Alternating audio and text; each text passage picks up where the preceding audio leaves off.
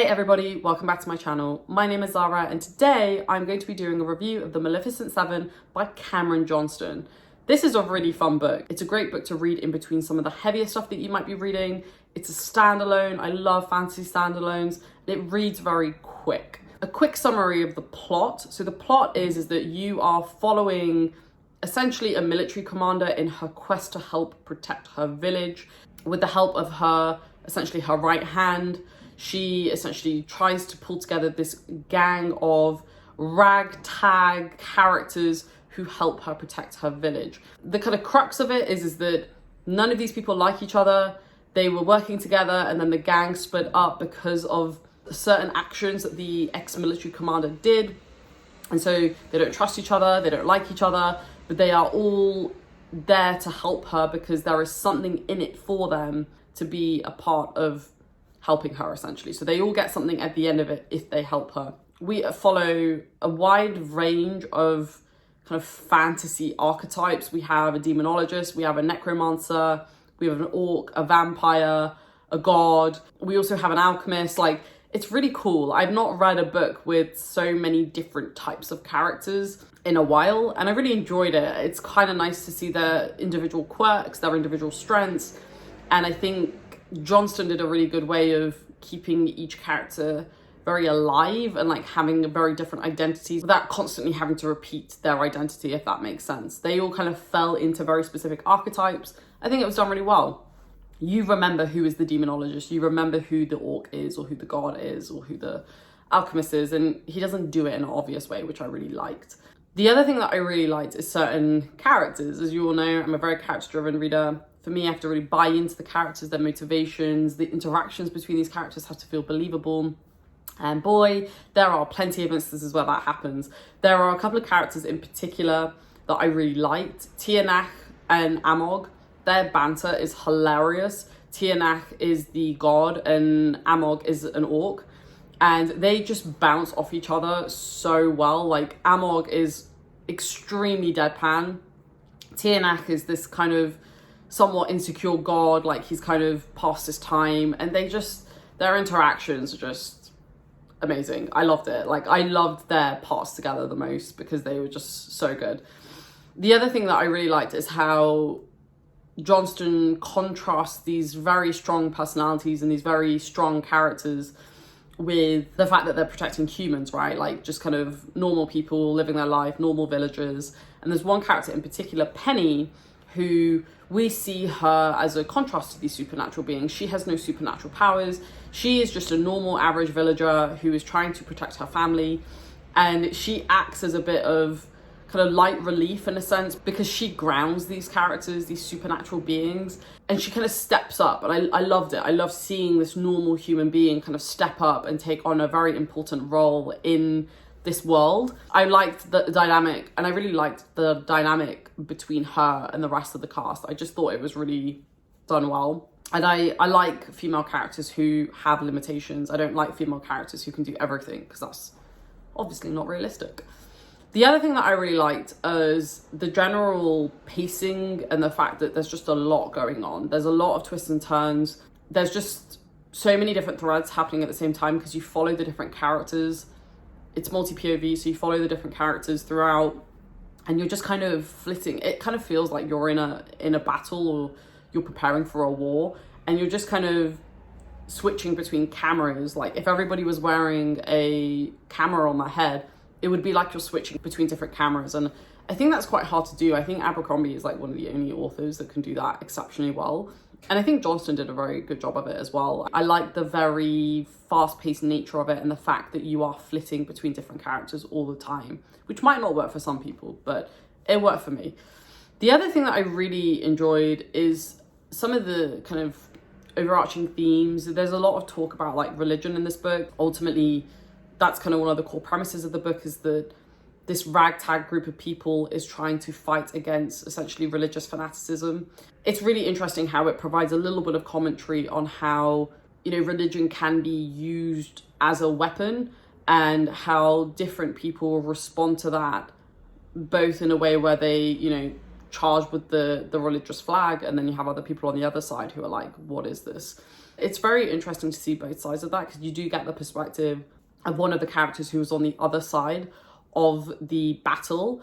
He is a supporter of this new religion, and it's just very interesting to see how there is this kind of very overzealous nature of these people, but then you have on the other side of the spectrum this very overzealous nature of these people who are also trying to protect their home. And you do always kind of wonder where you would sit on that spectrum, and it brings up some interesting questions that I don't necessarily think was Johnston's intention. I could be wrong, but I really liked it. I thought it was quite subtly done. As somebody who's very interested in religion in general, and we're not going to go into that too much, but just as a concept, very interesting. I liked it. I liked the touch that it provided, and I liked how it contrasted with this whole kind of fantastical element too. And I thought it was done really well. There are two more things that I will mention. One thing is around the humor of this book. This book is pretty funny. Like, there were multiple times throughout the book where I smiled or I laughed out loud. I just like the kind of almost kind of slapstick nature of some of the humor. It's not my typical humor, but I really enjoyed it. I think the dynamic between the characters are what really lends itself to that type of humor. And so, in a pretty rare instance, I actually really enjoyed it. And then the last thing that I really enjoyed is the fact that none of these characters are redeemable. They're all really messed up in their own ways. There were certain characters, I mentioned Tianach and Amog earlier, but there is another character that I really enjoyed who goes by the name of Lorimer.